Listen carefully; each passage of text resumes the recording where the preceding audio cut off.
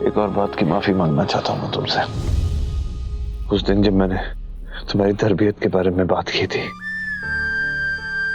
जिसकी तरबियत ही गलत हो उसे उम्मीद नहीं रखी जा सकती ना।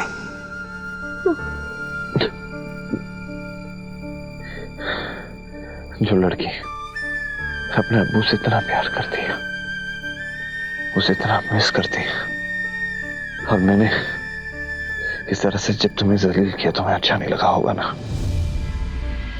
ये तो मेरी ईगो है।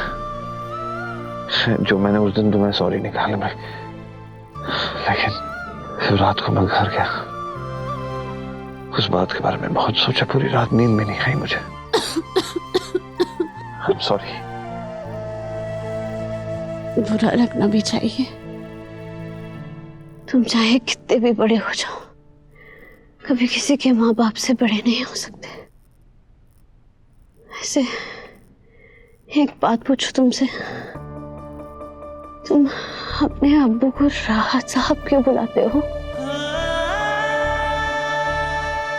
तुम्हारे अब्बू तुम्हारे पास नहीं, फिर भी तुम्हारे साथ है। लेकिन मेरे अब्बू मेरे पास होते भी मेरे करीब नहीं। मुझे कभी उन्होंने ऐसा महसूस नहीं करवाया जैसे एक अब्बू अपने बेटे को महसूस कराते हैं। इसलिए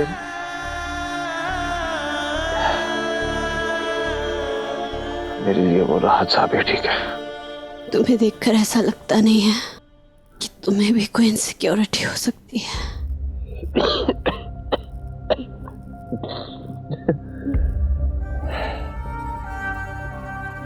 इनसिक्योर नजर आने नहीं हो, क्योंकि मेरे पास दुनिया की सबसे अच्छी अम्मी है,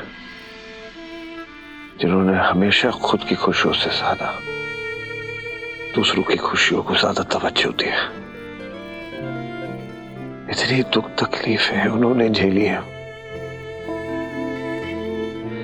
लेकिन कभी टूटी नहीं। पता है क्यों? क्योंकि उनकी जीने की ताकत में हूं, और अगर आज मुझे कुछ हो गया ना तो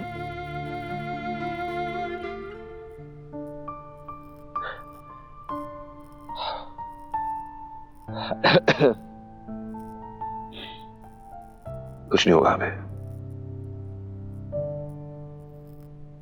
जीने का रास्ता क्यों ना कम हो जाए, कभी कभी हमें जिंदा रहना पड़ता है, कभी खुद के लिए कभी दूसरों के लिए, और मुझे अपनी अम्मी के लिए जिंदा रहना है। तुम्हें कुछ नहीं होगा, और फिर दुआ को छोड़ के मैं ऊपर चले हुए गया ना तो मुझे जरूर दोज़ख नसीब होगी, क्योंकि जहां दुआ नहीं वहां जन्नत कैसे हो सकती है? कुछ नहीं होगा मुझे। हैदर,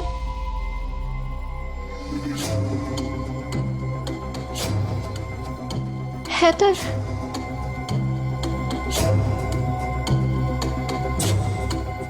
हैदर, तुम्हें याद है तुमने मुझे क्या बददुआ दी थी? तुमने कहा था आज मैं दुआ करती हूँ कि तुम्हारी सबसे कीमती चीज तुमसे छिन जाए, जिंदगी में तुम कभी खुश ना रहो। ये मेरी दिल से निकली हुई बद्दुआ है। मेरे सबसे करीब तो मेरा खानदान है, अगर आज मुझे कुछ हो गया तो तुम्हारी कहीं बात भी सच हो जाए।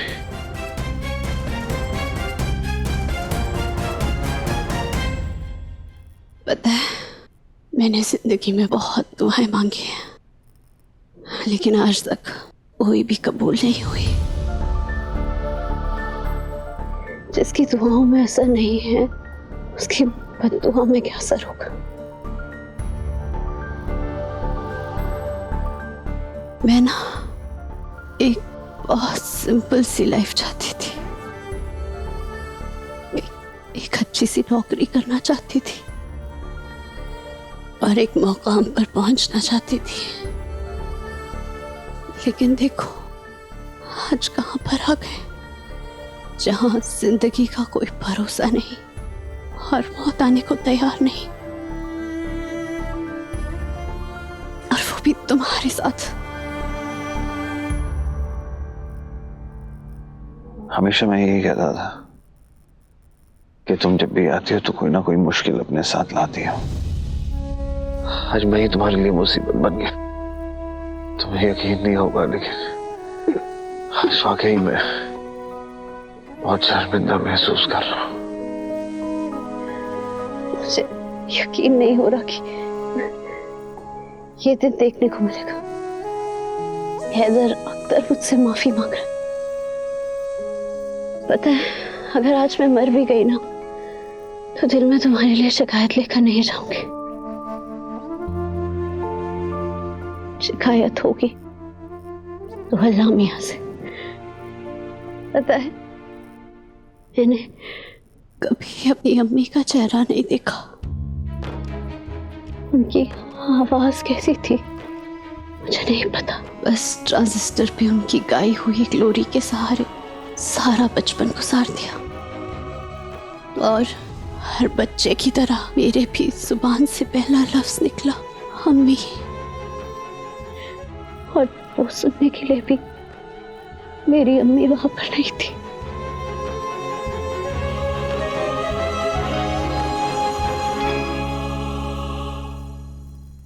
क्या मैं तुम्हें पूछ सकता हूँ कि तुम्हारी अम्मी को हुआ क्या था? उनकी मौत कैसे हुई थी गजल?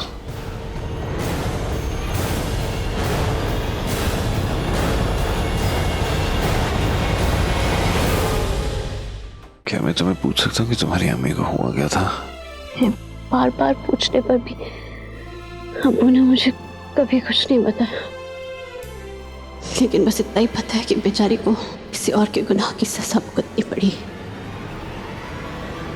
अब ये ख्याल मुझे बहुत सता रहा है, पता नहीं क्यों गजल बार बार हमारी वजह से किसी मुसीबत में पड़ जाती है, अनजाने में ही सही।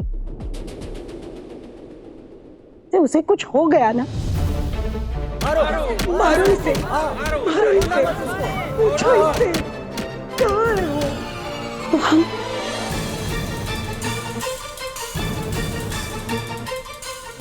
या अल्लाह मेरे बच्चों की और गजल की हिफाजत करना, कहीं आज हम उस लड़की के और बड़े गुनहगार न बन जाए।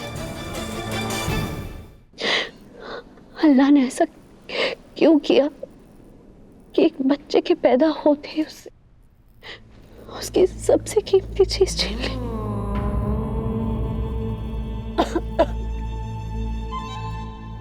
पता है, मेरे अब्बू ने कभी मेरी अम्मी की कभी महसूस नहीं होने दी मुझे, लेकिन जब तक मैं कुछ बनकर कुछ करके अपने अब्बू की खिदमत कर पाती, तब तक अल्लाह मियां ने मेरे अब्बू को भी मुझसे छीन लिया।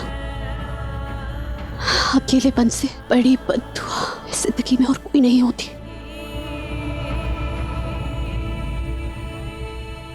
खैर,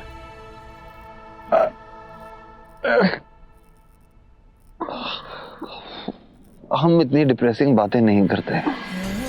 अगर वाकई में ये हमारे आखिरी कुछ मिनट है जिंदगी के, तो कोई ऐसा ख्वाब तुम्हारा जो तुम अभी पूरा नहीं कर पाई हो, या कुछ ऐसा करना चाहोगी जो हमेशा सोचती लेकिन कर नहीं पाए। कुछ भी हो सकता है, कुछ स्टूपिड सा भी। तो मैं तुम्हें जज नहीं करूंगा। मुझे मीठा खाने का बहुत शौक है, लेकिन वेट पुट ऑन ना करूं इसलिए नहीं खाती। तो अगर जिंदगी के ये आखिरी 5 मिनट है ना हमारे पास, तो मैं ना पूरे 12 गुलाब जामुन खाना चाहती हूँ। और तुम? 15 साल की उम्र से वक्त नहीं मिला ये सोचने कि मेरे कोई शौक भी हो सकते हैं। लेकिन हाँ, याद है कि स्कूल में स्टेज पे चढ़ के मैं गाना जरूर गाना चाहता था, लेकिन कभी हो नहीं पाई। या अल्लाह, मरने से पहले अपना गाना सुना के मुझे टॉर्चर तो नहीं करने वाले ना तुम? डोंट वरी, मैंने गाना गा के तुम्हें मारने नहीं वाला फिलहाल। मैंने कहा ना, हमें कुछ नहीं होने वाला। तुम्हें सच में लगता है कि दुआ हमें बचा लेगी?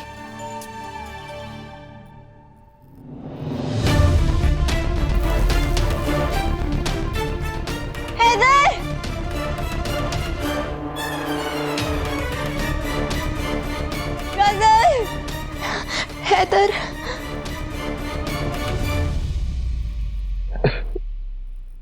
कभी कभी तो मुझे खुद यकीन नहीं होता है कि मैं उस पे इतना भरोसा करता हूं, लेकिन वाकई कुछ तो बात है उस लड़की में। कुछ ना कुछ करके वो कोई चमत्कार ऐसा कर देती है कि मैं भी हैरान हो जाता हूं कि दुआ हमें ढूंढते हुए जरूर आएगी। मेरा दिल कहता है अब वही इस मुसीबत से हमें निकाल पाएगी।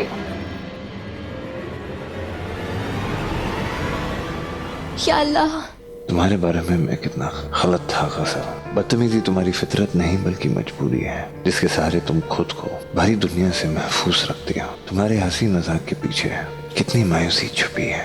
आज मुझे पता चला, अपने अम्मी और अब्बू का साया सर पे ना होने के बावजूद तुम इतनी नेक और जिंदा दिल हो, ये काबिल तारीफ है।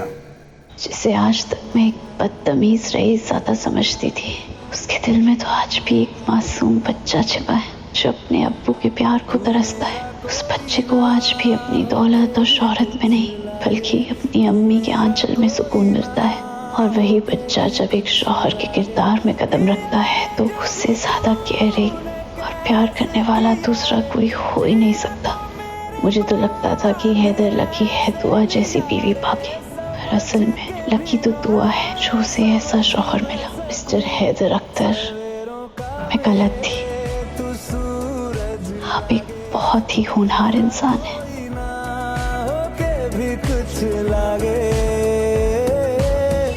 ऐसी मुश्किल घड़ी में तो दुश्मन से भी रिश्ता जुड़ जाता है, लेकिन ऐसे वक्त हैदर का गजल के साथ होना दुआ की जिंदगी में आने वाले भूकंप की तरफ इशारा तो नहीं कर रहा? ख्वाब में रात भर मुझे इस बच्ची का ही चेहरा नजर आ रहा था। मुझे ऐसा लग रहा है कि इसके इम्तिहान की घड़ी शुरू होने वाली है। मानो वो जलजला तुम्हारी ही जिंदगी में आने वाला है। दुआ की जिंदगी में आने वाला जिस जलजले का जिक्र पीर बाबा कर रहे थे, कहीं वो गजल तो नहीं है?